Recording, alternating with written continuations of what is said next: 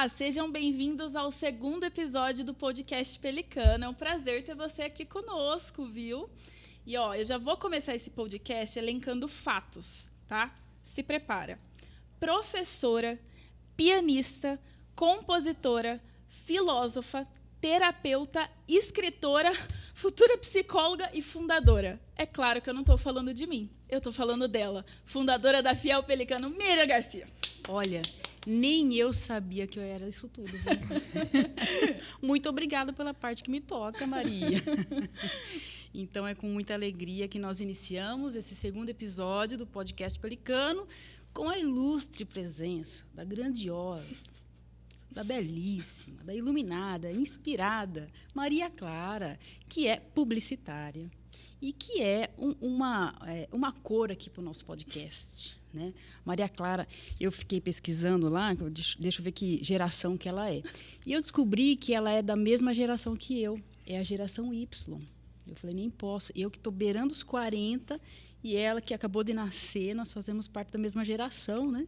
Mas toda a alegria da juventude, né?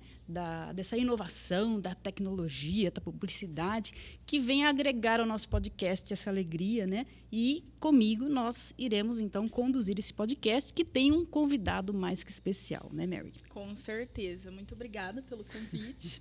E antes da gente começar, eu só queria dizer que esse podcast é um oferecimento de A Priori, Estúdio Criativo, Marketing Digital para Instituições de Ensino e Infoprodutores, STI 3, especialistas no varejo no desenvolvimento de um sistema específico para as lojas do comércio, e Ousare, há 15 anos produzindo moda, qualidade, conforto e elegância. Muito obrigada aos nossos patrocinadores.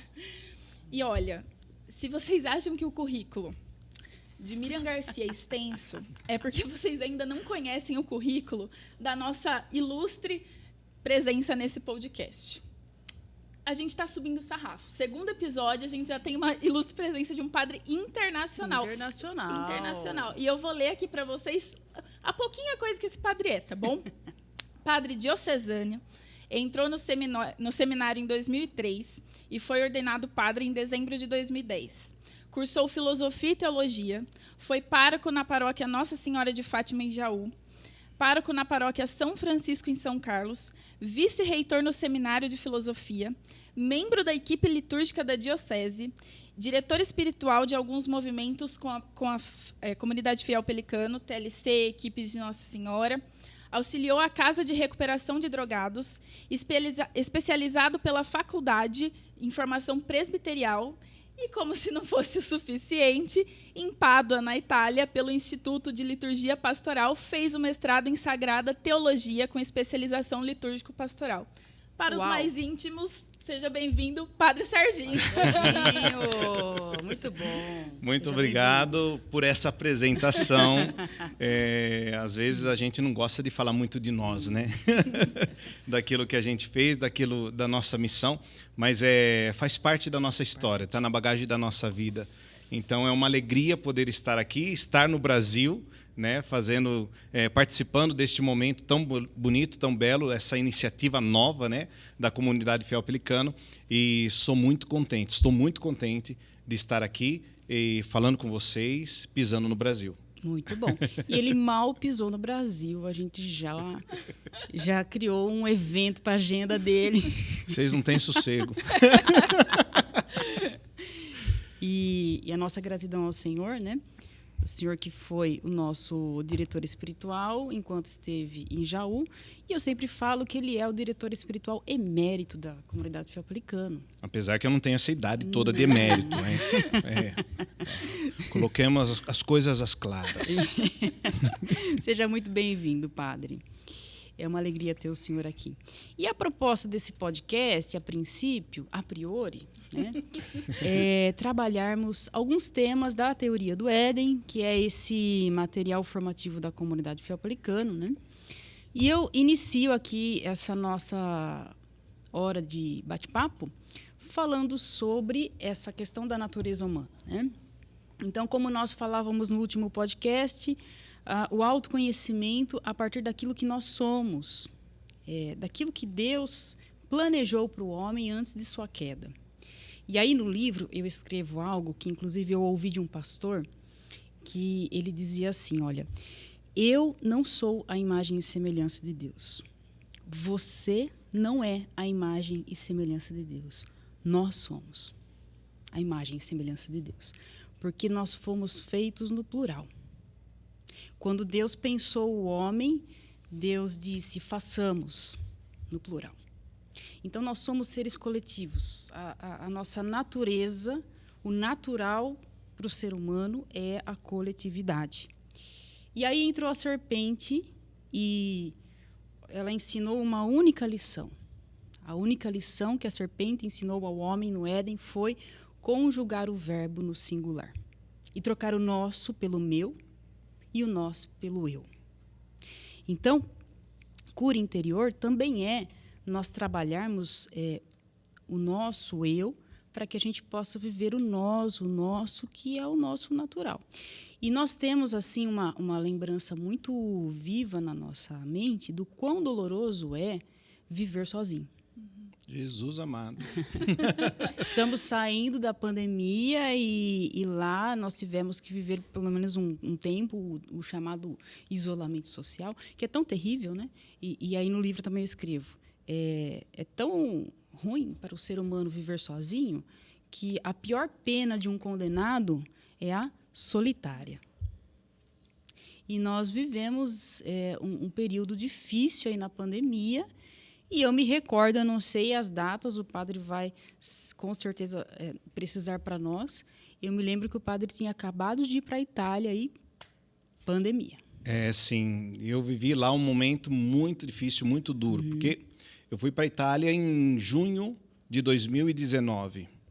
E ali no final do ano já começamos a ouvir e sentir sobre um vírus que ninguém sabia ao certo o que era. E, na realidade, tudo começou mesmo ali para nós um pouco antes do período de carnaval, porque como eu estava lá em Pádua, até mesmo pertinho de Veneza, né, então não se compara o termo carnaval com o carnaval nosso brasileiro, né? Porque lá eles têm uma tradição muito bonita, muito bela, do desfile de máscaras, né? E eu falei, nossa, eu vou lá ver em Veneza, né? Nas gôndolas, o Carnaval de Veneza, coisa bela, e já não podia mais sair de casa. Que era uma coisa que ninguém sabia o que era, e deveríamos estar dentro de casa, isolados, como na solitária. E a casa que eu morava lá era muito pequena, era uma casa com uma cozinha, uma sala, no mesmo ambiente, e 2 quartos, que era eu e um outro padre que morávamos junto. Então, ficou ali aquela solitária próprio, com aquele sentimento até mesmo triste, né, de tristeza, porque o estar sozinho, não fazer comunidade, e nós, cristãos, que, como você apenas disse, nós somos feitos, vivemos juntos, vivemos a nossa fé em comunidade, estar sozinho é contra o que a criação nos preparou, né? O que Deus nos preparou na criação. E a gente estava com medo do senhor não voltar para o Brasil. Demorou. Quanto tempo lá, padre? Foram 4 anos. 4 anos. Quase 4, né? Quase 4 anos. Mas é assim, eu digo para todo mundo, sem medo de errar, que eu não troco o Brasil. É interessante ir estudar, nós temos acesso às fontes da bibliografia cristã, né? Muita coisa boa de bibliografia que a gente não tem aqui no Brasil, porém, o estar na nossa terra, na nossa cultura, o calor humano nosso, próprio do brasileiro, faz toda a diferença, o estar juntos, né? Faz toda a diferença no modo de viver, na alegria de viver. E o que faz o senhor não trocar a Itália pelo Brasil? Bom, eu posso dizer, né, propriamente da convivialidade que, infelizmente, eu não encontrei. Até mesmo entre eles lá na Itália tem essa dificuldade de sair dos próprios muros e ir em encontro do outro. Eles são muito amigáveis na própria casa. mas eles têm uma dificuldade grandíssima de sair de si e encontram um diferente. Certo. E isso é um pouco até mesmo o espírito europeu, né? É muito assim. Às vezes a gente fala, não, o italiano é expansivo, tudo, mas depende muito a região também ali, mas de uma maneira geral é aquela escravidão também pelo dinheiro. Devemos ter, devemos trabalhar, devemos derramar o suor cotidiano, mas o ser escravo do dinheiro não se dar a oportunidade de sair com a família para nós falamos lá, né? Mangiare um gelato, comer um sorvete, né? Chupar um sorvete. Muitas famílias não dão essa oportunidade, porque vai gastar. Então, a realidade, a dimensão, podemos assim dizer, do lazer, do estar com a família, é deixada de lado. Eu sempre digo, até vários livros dizem isso, que nós temos diversas dimensões na vida, né? A dimensão humana, a dimensão social, a dimensão do trabalho, a dimensão da família, a dimensão do lazer. E se uma dessas dimensões é capenga, o ser humano ele vai caindo, né? Fica manco. Então, é importante que o tempo todo nós tenhamos preenchidas essas dimensões na nossa vida para poder ter o equilíbrio necessário para viver. Faltou uma dessas dimensões, alguma coisa já vai andar meio torta na nossa vida cotidiana, até mesmo espiritual. Eu tenho uma amiga, uma grande amiga, ela se chama Carolina Nassar. E ela é bem viajada, assim, ela sempre viaja, né, para a Europa. E eu nunca viajei para fora do Brasil. E aí, principalmente nós que nunca saímos do Brasil, a gente nutre eu acredito que até uma ilusão a respeito da vida lá fora, né? E ela me disse assim, uma vez, eu nunca mais esqueci, ela falou assim, olha, nós não podemos negar o fato de que existe o tal do complexo do vira-lata. O que é o complexo do cachorro vira-lata? Querendo ou não, por mais que eles nos acolham lá fora, nós sempre seremos, né, um povo desprezado, um povo assim, vai ter um pouquinho de preconceito, né? E aí eu até fui pesquisar esse conceito do complexo do vira-lata, e eu vi que é um jornalista chamado Nelson Rodrigues, né, que ele, em 58 ele falou isso numa reportagem. E o senhor sentiu isso assim lá no exterior? Algum preconceito, algum bloqueio por parte dos europeus pelo senhor ser brasileiro? Chegando, né? Chegando lá já sente tudo isso, né? Porque realmente, do ponto de vista, por exemplo, cultural, histórico, é tudo muito belo, né? Eu fiquei praticamente na Itália, né? É tudo muito belo, muita história, um respeito muito grande, a educação, né? Então, eu até brinquei lá com eles um pouco, no sentido assim, mesmo se você vai xingar uma pessoa, eles vão procurar a palavra justa para não falar o palavrão, né? Um respeito, né? Certo. Um respeito muito grande. No trânsito também, você pisou na faixa de pedestre, o carro para. Então, o transporte funciona, tudo isso funciona muito bem. É aquela coisa, né? Cidade de primeiro mundo, país de primeiro mundo. E realmente é. Porém, do ponto de vista humano, falta tanto. Para alguns, né? E depois a gente vai trabalhando com algumas famílias, né? Vai conversando, se aproximando mais. Mas para alguns a gente vive no meio da selva. A gente vive no meio dos bichos, da serpente, das onças. Nós estamos correndo, as onças correndo atrás de nós. Para muita gente é assim. Meu Deus, não? É uma coisa muito estranha, porque até mesmo agora para vir embora, é interessante isso. Eu estava fazendo as minhas caixas, né? Eu comprei muito livros, né? E não podia trazer no avião. Aí tá chegando, tomara que chega. Meus livros, né? Eu mandei 7 caixas de livro para cá. Comprei, encaixotei, né? 7 caixas de livros, né? E você entra lá no site do correio italiano, né? Podemos assim dizer, e tá lá. Tem a Europa, tem lá outros nomes relativos. E nós? Cadê o Brasil, né? Tá lá escrito, resto do mundo. Falei, meu Deus do céu. Não diga. É mesmo. Resto do mundo, resto do mundo. Então, aí tem um elenco de países, né, que é resto do mundo. É resto do mundo. Para muita gente, nós somos o resto do mundo. Então, que a gente passa muita fome. Tem fome no Brasil? Tem. Mas uma generalização de tudo, né? Do negativo, né? Então, que a gente não tem uma cultura. E aí, no dia a dia, eles vão percebendo que não é assim.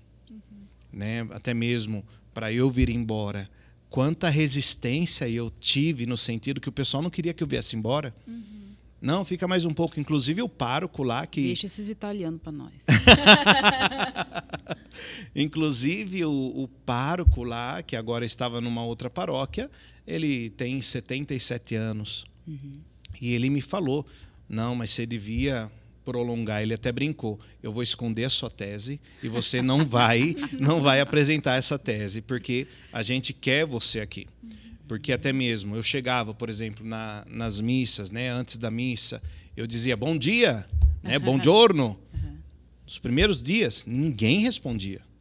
Ninguém. É assim, próprio isso. Eu falei alguma coisa errada, né? Não, ninguém respondeu. Agora, no final, eles já tinham se acostumado, né, com o meu modo de ser, com o meu modo de celebrar, a expansividade, né, no contato, no olhar nos olhos, no tocar, né, que isso não existe lá. Então, esse calor humano que nós transmitimos é muito positivo lá. Eles veem que falta isso. Eles reconhecem que falta isso, mas não dão um passo para melhorar. E será, padre, que essa atitude compulsória, assim, de se dedicar extremamente ao trabalho e tudo mais, a Miriam sempre fala uma frase, né, que todo excesso esconde uma falta, né? Ele, na verdade, revela uma falta. Então, talvez não seja uma tentativa de suprir justamente esse calor humano, esse comprometimento com algo através do trabalho. Eu vi muito medo do abrir-se, né? Do não compartilhar a própria vida com as pessoas, né? Talvez por medo mesmo, por medo de sair daquele conforto do meu muro, né? Então, é um trabalho muito grande que deve ser feito. Lá, hoje eu digo que a Itália é uma grande terra de missão. Eles saíram para tantos países evangelizar, para tantos lugares. E até muitos me diziam, mas como vocês rezam assim? Às vezes, aí eu respondia, muitas vezes somos hereditários de uma fé que vocês nos transmitiram. Sim. Apesar da gente ter sido colonizado por portugueses. Porém, uma cultura europeia que vocês perderam. Que não, até mesmo do ponto de vista das missas, claro que não quero generalizar, mas muita gente vai para assistir à missa, para cumprir o preceito e não participar. Então, a preocupação com o tempo, muito grande. Então, isso dificulta até mesmo o modo de celebrar. Porque nós temos, por exemplo, da missa, temos um rito. E o rito é o cronômetro, podemos dizer, do Kairos, né? O Cronos e o Kairos ali em semi, né? Juntos, né? O rito que vai determinar a duração da celebração não é o meu relógio.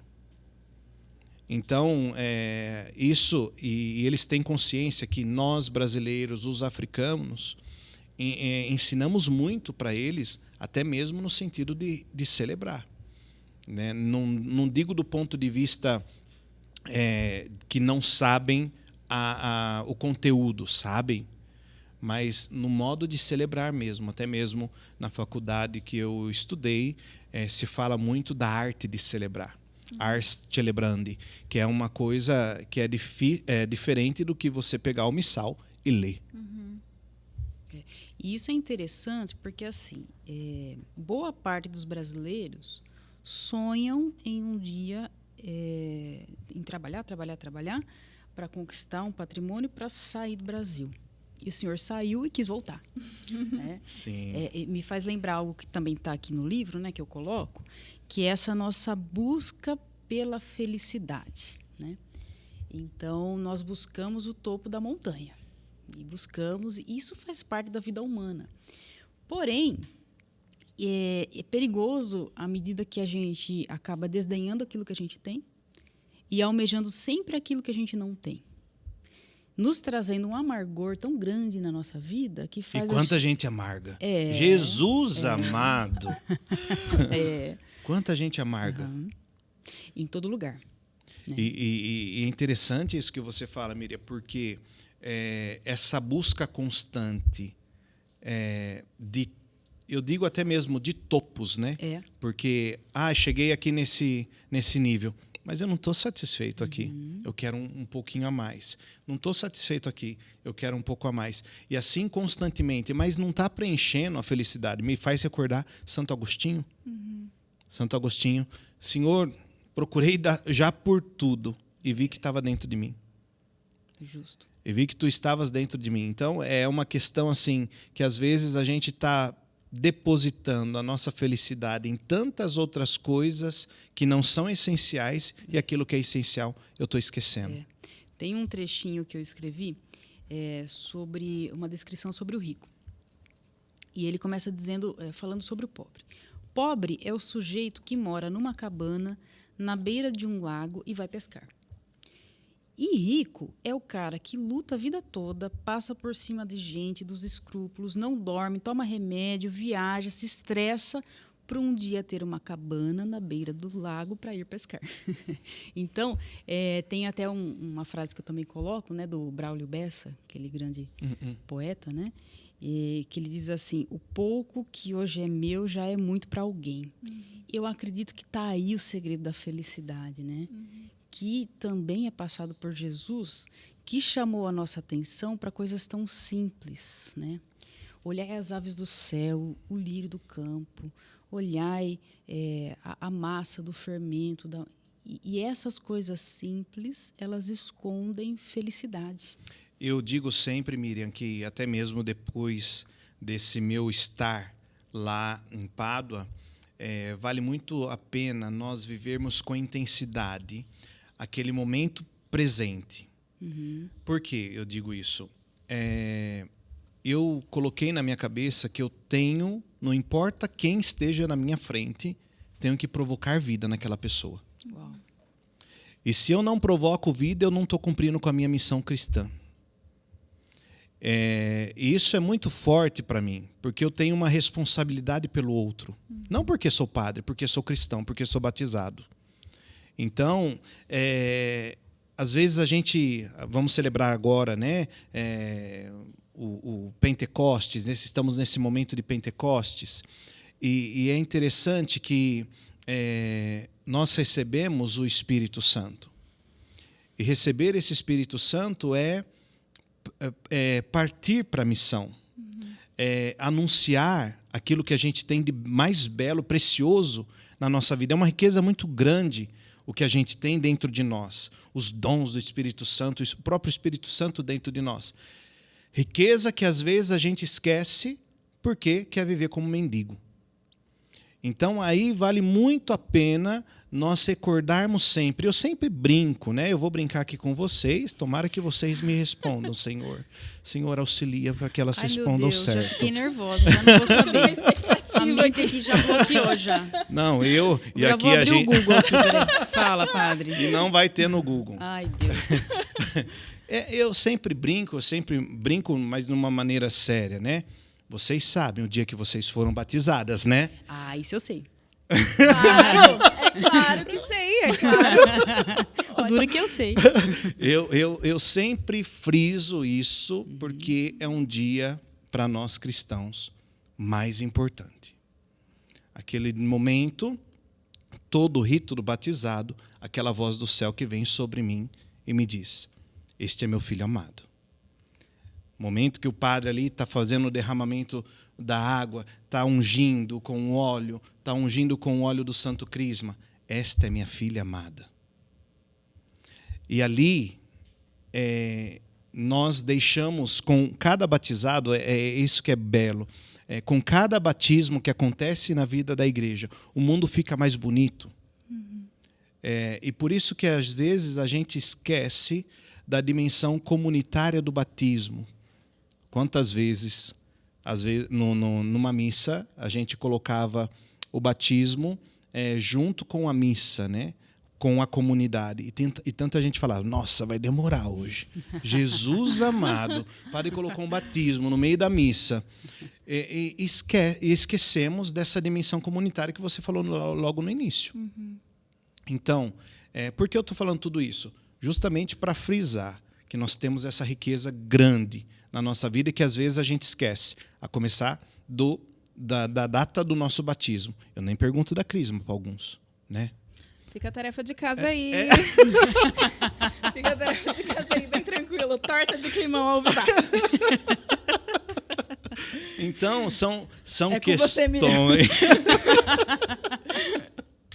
São questões que eu falo que são essenciais na nossa vida e que a gente não pode esquecer. Por que eu tenho que sempre lembrar isso? Porque eu preciso deixar o mundo cada vez mais bonito. Com a palavra de Jesus, com essa questão da missão. E se eu sou consciente do meu batismo, eu faço parte de uma igreja reconciliada, que não se preocupa em picuinha, não se preocupa com tititi, cococó. E tanta gente faz um desastre na vida da igreja por conta dessas picuinhas e não vive a dimensão do batismo. Então, uma grande missão que a gente tem, né? Eu tenho essa missão, vocês têm essa missão. Não porque sou padre, porque sou batizado. Sim. O senhor falou uma coisa muito bonita aqui, sobre viver como um mendigo, né? Eu lembrei do diácono Wagner, nosso professor, que ele fala da indigência humana, né?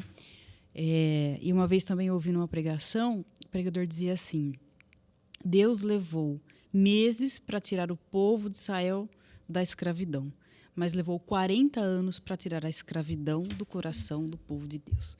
E muitas vezes nós carregamos essa mentalidade de escravo. Ai, que saudades da cebola do Egito. Ai, que saudade daquela sofrência, daquele sofrimento. Sim. Que saudade de coisas que fazem sofrer e não ver posso dizer de novo, o kairós do hoje, né? O Papa Francisco tem falado muito sobre a murmuração, né? Tem muitos vídeos no YouTube sobre a murmuração e isso é um vício, né, padre? O senhor falou das picuinhas, né? É um vício que a gente precisa sempre estar se observando se de repente a gente não está reproduzindo esse murmúrio do outro, né? E trocando a gratidão por essa murmuração que é tão característica do povo de Deus, né? Eu passei muito sofrimento na Itália, que muitas vezes não falei para ninguém. Passei muito sofrimento. E a primeira pergunta que eu me fiz, né? Por que não comigo esse sofrimento? Eu poderia me lamentar, poderia pedir para o meu bispo comprar um bilhete de aéreo e voltar. Mas eu resolvi enfrentar e ver tantas coisas belas apesar do sofrimento. O que eu posso enxergar ali? Eu sempre faço aquele exemplo, né, de pegar uma folha sulfite e colocar um pontinho no meio e perguntar: o que você está vendo? E muita gente fala, o pontinho. Mas e toda essa dimensão branca que é esse belo, né? E muitas vezes a gente faz isso com a vida do outro ou com a nossa própria vida. Esquecemos daquela parte bela que às vezes a gente tem para dar ênfase em uma parte que muitas vezes vamos cair na ladainha da lamentação. O tempo todo se lamentando e não dando a possibilidade de viver naquele momento. Sim, exato. O senhor falou da igreja reconciliadora, falando sobre esse viés aí da unidade que nós estávamos falando desde o início do podcast, né?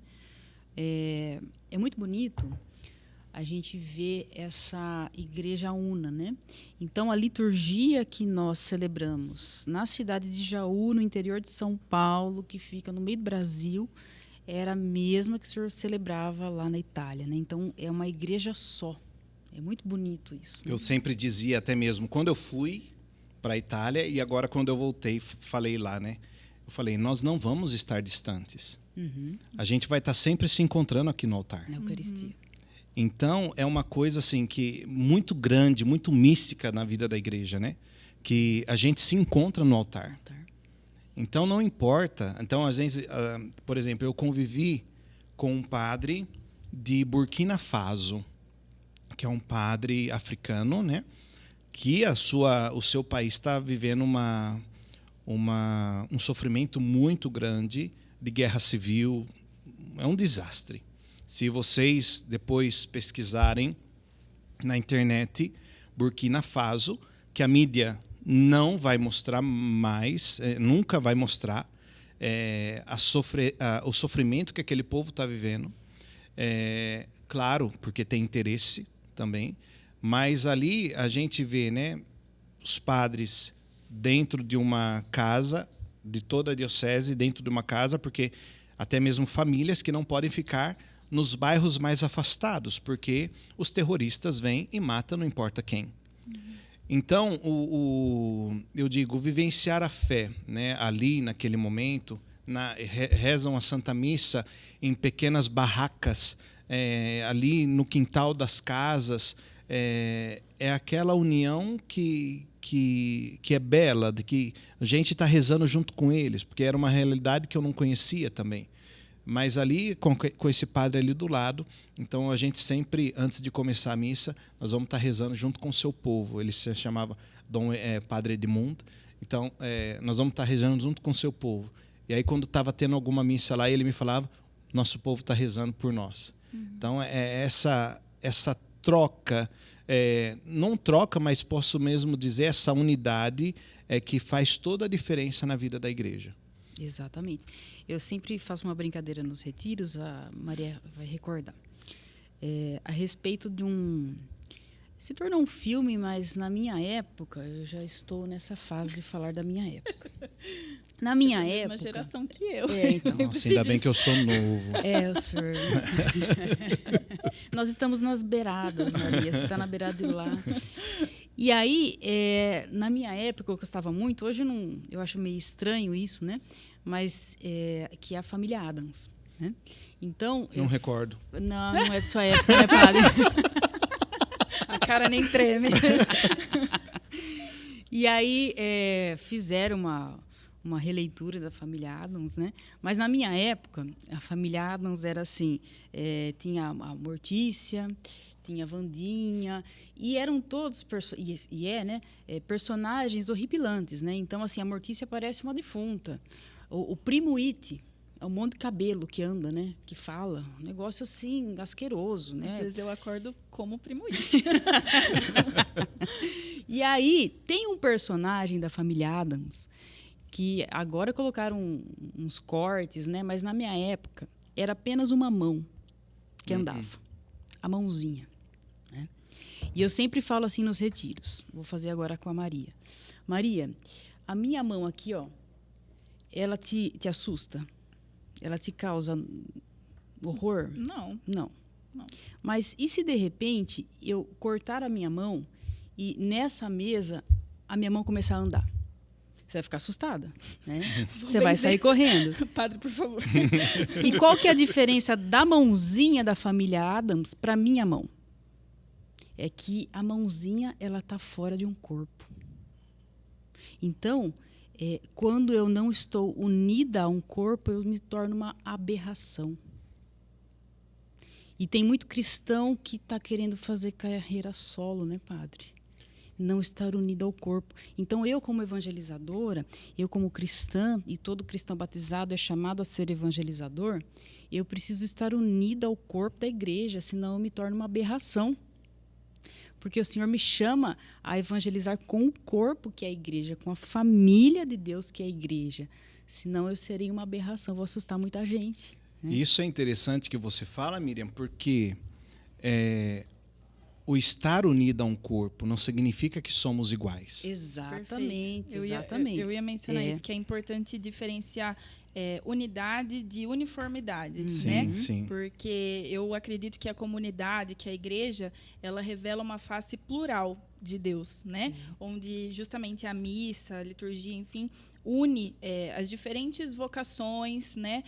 Os ministérios, tudo. Perfeito. Não é excludente, pelo contrário, inclui todas as diferenças e as considera como relevantes num único propósito, né? Justo, porque é aquela questão, né? Todos aí unidos ao Cristo cabeça, né? E eu gosto muito do exemplo do bater o dedinho na quina do sofá, né? Porque dá uma dor terrível, né? É importante. Não é que é porque está lá embaixo que não é importante. Exato. Todos são importantes. Eu gosto muito da imagem também de igreja como o aro da bicicleta. Ali nós temos um eixo, que é o Cristo na nossa vida. E cada raio é um ministério, uma pastoral, nenhum acima do outro. E eu gosto de ver o raio da bicicleta assim, plano, né? Então, é o Cristo no centro e todos ali em torno desse Cristo. Porque se eu tiro um raio, a roda já começa assim. Se eu tiro um outro e viver, fazer carreira solo na igreja, não existe. E esse é o grande perigo que hoje pode acontecer. Então, a gente vê tantas divisões ainda hoje, tantas situações que eu não concordo com isso, que eu não concordo com aquilo, e vai até mesmo prejudicando o ser igreja. Sim. Por quê?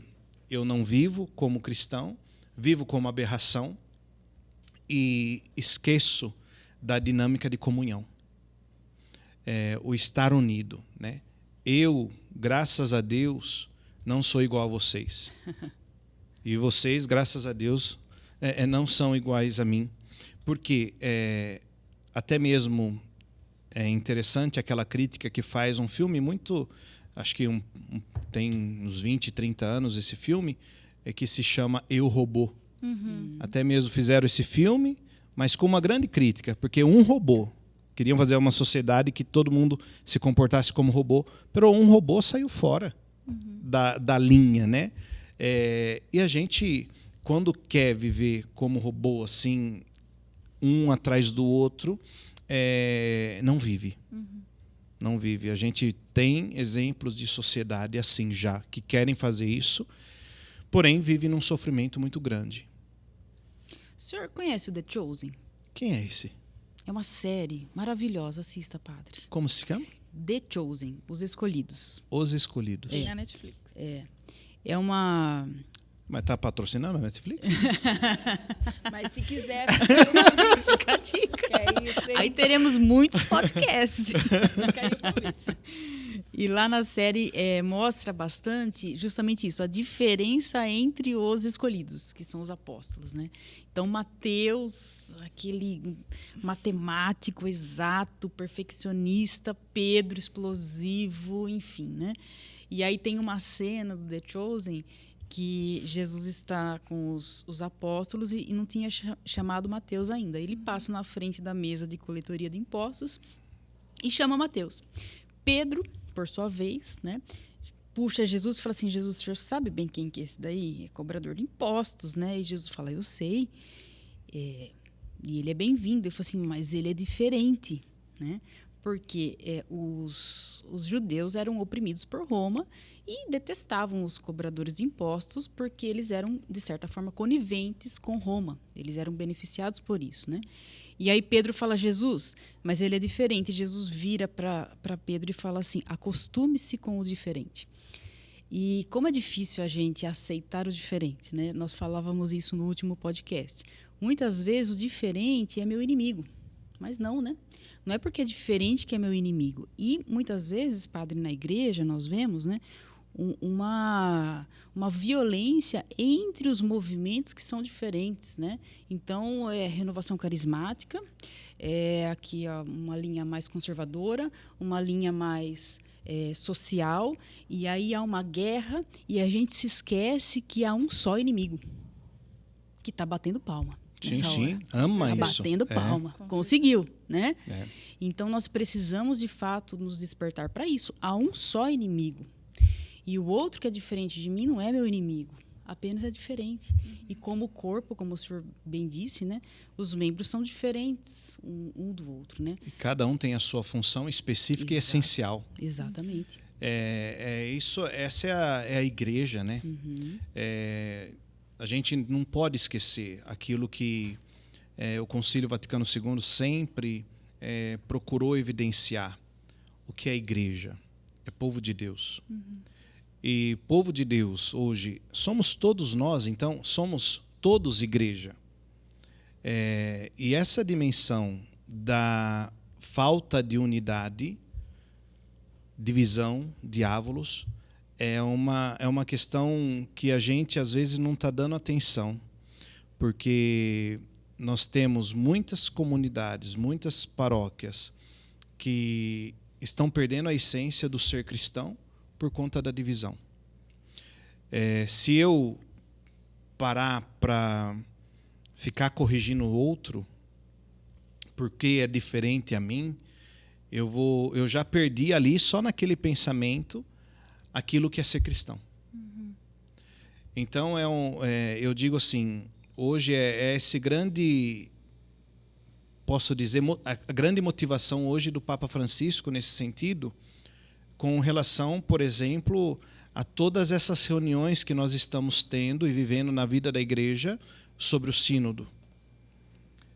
Sábado não, agora foi essa semana, o Papa Francisco ele fez um encontro com alguns bispos referenciais do sínodo na Itália, do sínodo italiano.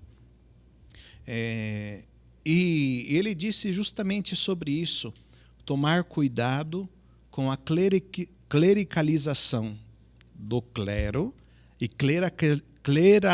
mamma mia. Me ajuda? Ai, meu Deus. Clericalização do leigo. Que é uma coisa assim medonha. Sim, o Papa Francisco até, quando ele falou isso, ele fez uma careta falando sobre isso, que é um mal que acontece na vida da igreja. Não tem ninguém acima do outro dentro da igreja. Não tem, não existe. E isso que a gente tem que colocar na mente. Nós somos iguais para vencer um único inimigo. Exatamente.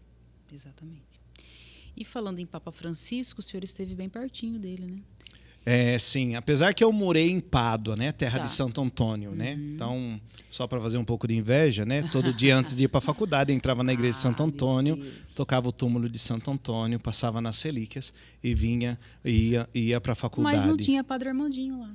Não, mas deixa, ele não quis vir. Deixa ele lá, não vamos citar esse nome, não. Não, é interessante porque estar ali na terra de um santo, né? Onde ele pisou tudo, e até mesmo tem o caminho de Santo Antônio ali em Pádua, onde ele morou, onde ele pregava sempre, e depois ele ficou doente, aí foi para Pádua, né? Então, por isso Santo Antônio de Pádua, porque morreu ali, porém ele é um santo português, né? De Lisboa. E estar ali na terra, né, de Santo Antônio, estar em Pádua, faz com que... Por que eu estou falando isso? O vento do Espírito, né? Não, sim, é verdade. Não, mas é interessante eu perguntei do Papa Francisco. Do Papa Francisco. Falou do Pádua. Então, eu estava em Pádua, e eu estou ali de Pádua a 550 quilômetros do Vaticano. Estou distante. Tá. Porém, os meios, né, os meios de transporte funcionam muito bem, né? Então tem os trens de alta velocidade. É uma coisa interessante, só abrindo um parênteses, quando eu falava que aqui no Brasil não tem trem de passageiro para uma cidade a outra, eles ficavam abismados também, que não existe, né? Que não tem, né? Porque eles falaram, mas como vocês vivem? Porque não tem o trem de passageiro. Lá na selva não tem trem? Ao mesmo tempo que diziam da selva, ao mesmo tempo diziam, mas é a tecnologia, né? Que não tem, né? E eu estive algumas vezes em Roma, até mesmo participei, né, de algumas celebrações muito próximo ao Papa Francisco, e é uma emoção muito grande, né? Estar ali, ele que está como Pedro, né? Então, é interessante até mesmo estar ali no Vaticano, né, e renovar a fé diante do túmulo de São Pedro, rezar o creio ali diante do túmulo de São Pedro é uma emoção muito grande, muito forte. E não sente essa emoção quem vai como turista. Então, tem muita gente que às vezes a gente conversa, eu não quero ir para Roma, não, eu já fui várias vezes, mas vai como turista. Se eu vou como turista, eu não sinto nada. Se eu vou para Pádua como turista, eu não sinto nada. Eu vou ver a arquitetura, que é bela, eu vou ver tantas outras coisas que são belas, mas a dimensão da fé eu deixo de lado. Realmente, é muita gente que vai como turista. Mas quando você faz esse percurso de peregrinar, né, de estar diante dos lugares santos, é uma sensação fantástica. E Papa Francisco ele tem demonstrado isso nos seus gestos, no seu modo de ser, no seu cuidado com todos.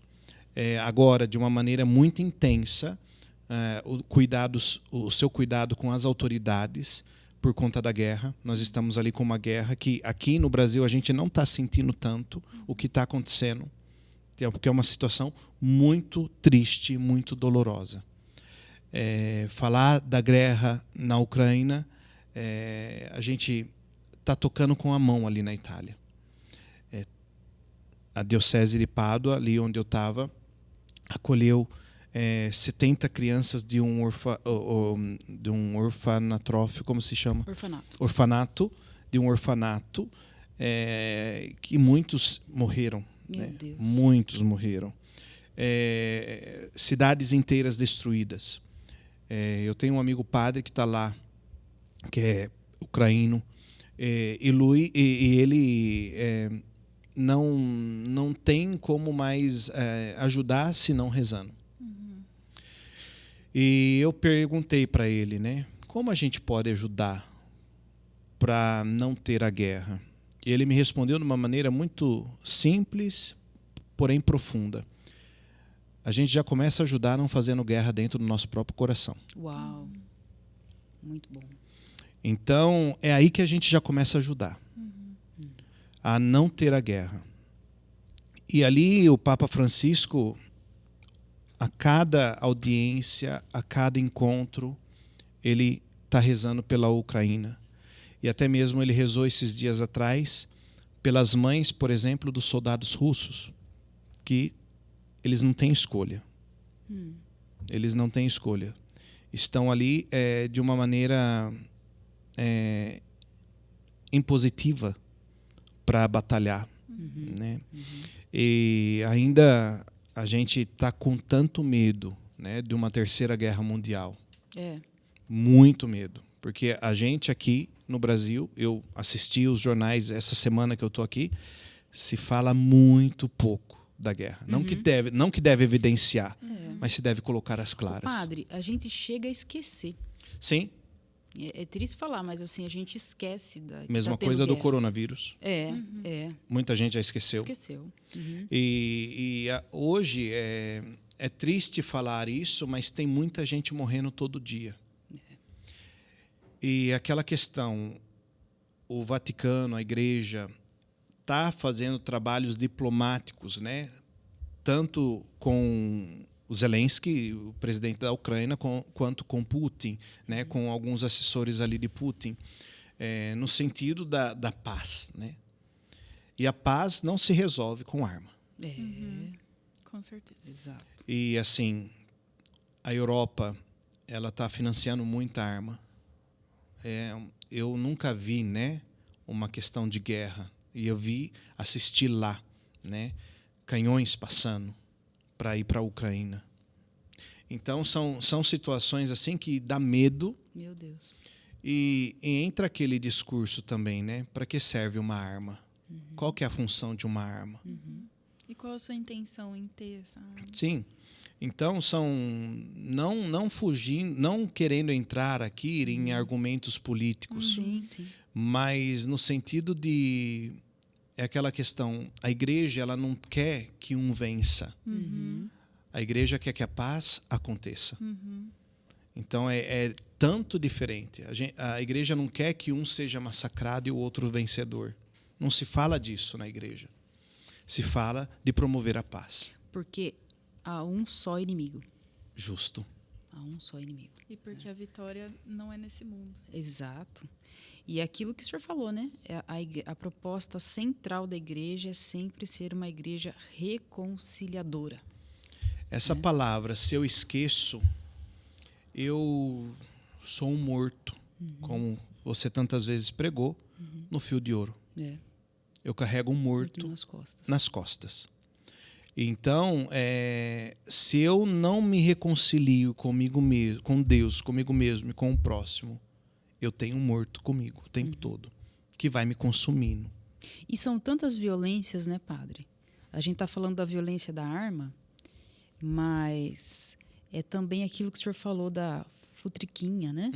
Da fofoquinha, da maledicência, daquilo que acontece nos bastidores, né? Dentro do âmbito da igreja mesmo. É uma violência muito grande, né? É uma forma de matar o outro, né? E aí eu deixo de ser essa igreja reconciliadora para ser um porta-voz da serpente. Eu sempre digo, né, que tem muita gente com sangue no olho, né? Jesus amado. E isso provoca tanta destruição, né, no corpo eclesial. Exato. No corpo eclesial. Então, a gente tem que ter esse cuidado. Como eu disse, repito, porque é aquilo que deve nos mover. Eu preciso, como cristão, provocar a vida. Porque se eu fizer o contrário, o que é contrário à vida é a morte. É aquilo que eu vou provocar. Padre, infelizmente, nosso tempo está se acabando. Ainda bem, porque minha água acabou já. Olha aqui a solução. Providência divina. Estava esperando o momento certo para não interromper o senhor. Ah, É ok. patrocinadora? Não é. Não é. E nós vamos, então, agora encerrando esse podcast, né? Com tanta coisa boa que nós falamos aqui, tanta riqueza. A Mary tem alguns recados aí, alguns apontamentos. Só um minuto. Primeiramente, queria dizer para vocês que, como a Miriam iniciou, né, essa conversa, tudo isso é fruto deste livro que temos aqui conosco, A Teoria do Éden, né? A ideia do podcast, todas essas reflexões partem daqui. Então, se você quiser adquirir o seu livro, vai ter um link abaixo do vídeo que você pode clicar e adquirir, que vale a pena. Vale a pena o livro, vale a pena o retiro e vale a pena porque é uma jornada de autoconhecimento e cura interior. E como o padre bem frisou, né, essas guerras muitas vezes começam no nosso coração. Então, é a oportunidade de cessar a guerra por aí, né? E tem algumas perguntas, padre, que mandaram, porque o seu nome é muito requisitado, né? Não acabou? Ele é famoso. Ele é famoso, gente. E, na verdade, uma delas, o senhor já previamente assim, respondeu, né, que é se o senhor teve a oportunidade de conhecer o Papa Francisco. Não sei, obviamente, o senhor participou ali de movimentos que ele estava presente, mas o senhor teve alguma intimidade, alguma aproximação maior? Não, de tocar o Papa Francisco, não. Porém, que me deu uma raiva grandíssima, foi eu estava para vir embora, né? E um padre me ligou, um padre que é amigo do Papa Francisco. Ele me ligou e falou assim, eu já agendei para você, no dia 20 de junho, acho que era 20 de junho, o seu encontro com o Papa Francisco. Ai, ai. Eu falei, Não sério? tem nem roupa para isso. Sério? Aí ele falou, sério? Mas aí eu falei para ele, mas dia 20 de maio eu estou no Brasil. E assim, já estava com uma passagem comprada para voltar, até mesmo eu estava um pouquinho cansado já também de todo o percurso feito, né? Da discussão da tese, tudo, um período que desgasta muito qualquer estudante, né? Que quando faz uma tese, né? Até mesmo os TCCs na faculdade, né? Como desgasta o estudante. Uma exaustão grandíssima eu estava. E aí eu falei, a Diocese de São Carlos já tinha comprado a minha passagem de retorno, né? Então, infelizmente, não conheci pessoalmente, mas só de viver ali e até mesmo aqui, né, quando a gente o vê na TV, a participar de vários eventos, assim, participamos realmente, não só o assistimos e vivenciamos a nossa fé, é como se eu o tocasse. Então você responde para essa pessoa que ele vai conhecer pessoalmente o Papa Francisco quando em breve ele for ordenado cardeal. Perfeito. Logo em breve. Perfeito. E temos mais uma pergunta aqui, padre, porque assim, a gente gosta de spoiler. E assim, a gente gostaria de saber se a diocese já destinou o senhor para alguma cidade, para algum projeto aí. Que rufem os tambores. Bomba! Na verdade, eu estava aqui, não sei se vocês perceberam, conversando bastante no celular antes de começar aqui esse podcast. Então, não sei dizer. E é isso. Boa noite. Não, estamos aí num momento de conversas, né? Porque até mesmo o bispo está decidindo. Hoje eu conheci o bispo, Dom Luiz Carlos, porque não o conhecia, porque a transição, né, dos bispos aconteceram quando eu estava lá na Itália. Então, hoje que eu me apresentei oficialmente para o Dom Luiz, conversei um pouquinho com ele, e eles tinham uma reunião hoje do concílio da diocese. Então, vamos ver. Eu estou esperando alguma ligação. Então, jauenses, é a hora de rezar, hein? E aí, fim de papo? Fim. Só 2 perguntas? Agradecer Mamma os mia. patrocinadores. Isso. E, muito importante, convidar você que está assistindo a se inscrever no nosso canal, a seguir as nossas redes sociais, porque os projetos aí estão começando, engatinhando, mas vem muita coisa boa aí por aí. Isso. E agradecemos os patrocinadores. Agradecemos mais uma vez aos patrocinadores, a Priori, Estúdio Criativo, aí nas redes sociais, pode pesquisar, STI3, que tem nos patrocinado aqui, e a Ousare, que há 15 anos produz moda, qualidade, conforto e elegância. E nós aqui estamos à altura, elegantes também. Muito bem. E agradecemos o patrocínio. E o nosso agradecimento todo especial ao nosso querido diretor espiritual emérito, Padre Serginho. Muito obrigado, padre. E é verdade, viu, gente? Ele acabou de chegar no Brasil, né? Podia estar com o Papa Francisco, inclusive, mas está aqui. Privilégio. E sempre disposto, e sempre com a comunidade. Quando ele estava lá na Itália, padre, vamos fazer uma live? Vamos fazer um vídeo, o senhor filma a Itália, traduz o fiel pelicano para o italiano, sempre e inventando. tantas pessoas viram lá. Nossa, como foi bom aquilo. Então, nós sempre estamos conectados, né, padre, com a missão. Então, a nossa gratidão e a nossa alegria de tê-lo aqui no nosso país novamente. E eu gostaria de pedir para que nós pudéssemos encerrar esse podcast com a sua bênção. Que essa bênção possa alcançar toda a nossa comunidade fiel pelicano. Estamos aqui em nome da comunidade, né? E não só a comunidade fiel pelicano, mas toda a igreja e todos aqueles que agora participaram desse podcast. É uma alegria, mais uma vez, poder estar aqui com vocês. Realmente, ainda algumas palavras saem espontaneamente, então o modo de falar é até mesmo um pouco mais diferente, porque ainda não tem algumas palavras que estão ainda no vocabulário, né? E quando eu falo de memória, já vem automaticamente algumas palavras italianas. Só um parêntese. Chique. Chique. Isso para mim é coisa chique. Isso não é um pedido de desculpa. Eu estava rezando a missa porque eu cheguei 3 horas da manhã no domingo, né? E aí o padre falou assim, não, você tem que rezar a missa das 8 da manhã. Meu Deus. Então eu fui rezar a missa das 8 da manhã e na hora de rezar pela igreja, né, eu rezei, né, pelo nosso Papa Francesco. E eu fui embora. Então são coisas que vai saindo aqui, até mesmo algumas palavras saíram assim, depois eu consertei, mas vem automático, né? Então peço desculpas pelos erros de português, porque até por formação de frases já é diferente um pouco, né? E estou muito contente de estar aqui, de retorno ao Brasil. Espero poder encontrar todos, né? Novamente e com certeza em alguma missa, nas nossas paróquias, nós vamos nos encontrar sempre na Eucaristia. Amém.